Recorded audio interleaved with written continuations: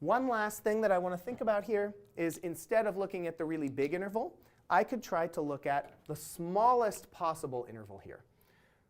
And so instead of looking at the average velocity, maybe I want to shrink down and look at the narrowest possible interval, which maybe is between 2 and 3, for example.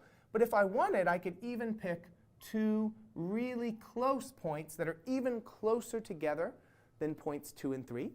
And if I do that, what I'm really doing is, instead of finding a big delta change, what I'm finding is a really small change in the position. And when I do that, instead of using a capital delta, I'm going to use a lowercase d to represent a small change in the position of the object. And I'm going to represent the change in time the same way, with a little d instead of a big delta. And when I do that, what I have is no longer the average velocity for a big chunk of time, but the instantaneous velocity, which I could write with a little subscript like this, at the instant I have shrunk down and zoomed in on.